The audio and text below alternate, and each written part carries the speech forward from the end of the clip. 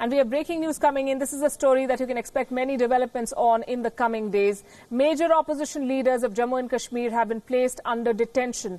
This includes former Chief Minister Mehbooba Mufti, and the other two are also former Chief Ministers Farooq Abdullah and his son Omar Abdullah.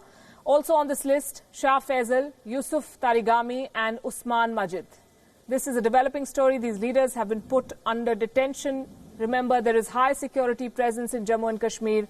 The government at the centre clearly does not want to take any chances. And that brings us to the subject of repercussions. What could be the fallout of something as big as this? The fallout on the political front, fallout for national security, for the economy of the state, and for the social fabric of Jammu and Kashmir. We'll break it down for you. Let's start with the political. One cannot overstate the significance and the potential fallout politically of today's move. Article 370 limited the Parliament's powers to frame laws for Jammu and Kashmir, so you can well imagine how crucial its removal is going to be. Action is what this government prides itself on. In fact, the Home Minister today entered Parliament with a folder. You have to look at that picture. This photograph of the document in the folder showed that the government has its plans firmly in place, complete with the timelines and action points. A camera caught this in Mr. Amit Shah's hand.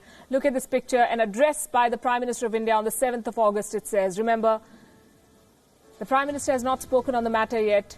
It's Amit Shah who has fronted this effort.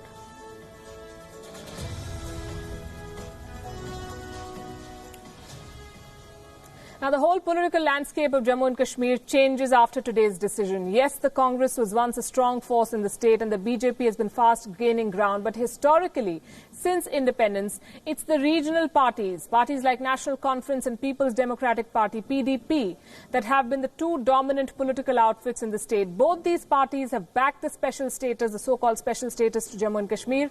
In fact, it was their political trump card. That will cease to exist now. These parties have to make tangible development promises and not rely on the identity issues and the conditions of accession. Not in the year 2019. Besides, the government has proposed to break down the Jammu and Kashmir state into two union territories. One will be Jammu and Kashmir, the second will be Ladakh. Again, this is going to have a huge political impact. Jammu and Kashmir is going to be under President's rule for at least 5 more months. But as and when elections are declared, the entire scenario will be a step into the unknown. So those who have whipped up 370 and 35A to make political fortunes in the state are worried about their future. And that explains part of the vehement opposition we've seen today. Omar Abdullah, Mehbooba Mufti, the Congress, they all say that it's a dark day for democracy. And this politicking is expected to continue, but that's about the politics. Let's talk about the impact on economy. Today's decision could herald a new era of growth in the valley. Right now, due to Article 370 and restrictions on ownership, inflow of investments is tepid. Lack of jobs is a routine feature and lack of industries is curtailing the economy.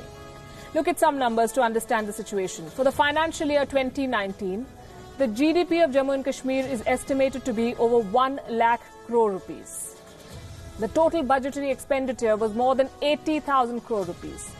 Fiscal deficit is targeted at 6.1% of the state GDP.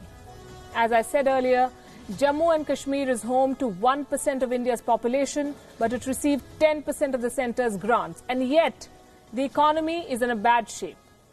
If it is struggling despite the so-called special status, because the status blocked the flow of funds, then such a status must go. Now, breaking the state into two union territories could help in synergizing the economy. There are many regressive laws in this state. Let me give you one of the examples. Dalits, who were brought to Jammu and Kashmir in 1957 by the state government, can get only one job in the state. Remember, the state basically has government jobs. There are very, very few private opportunities, private jobs in Jammu and Kashmir. So people look for government jobs. And Dalits in the state can get only one type of government jobs, the job of a sweeper.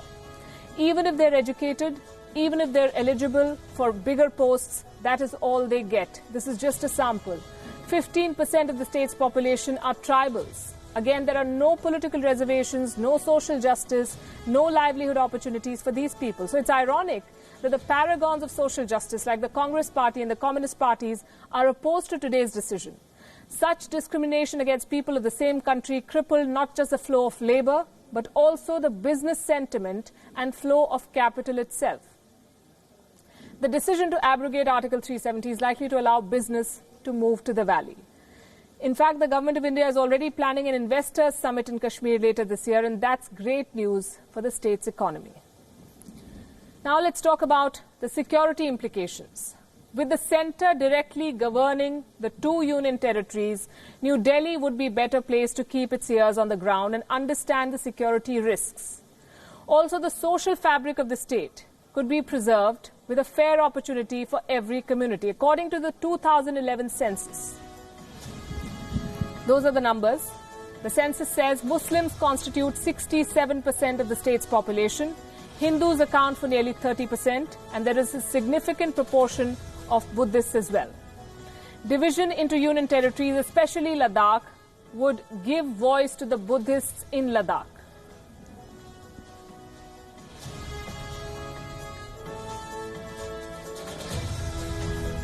So for those who say that this is a win for Hindu majoritarianism, remember, the unit is still Jammu and Kashmir.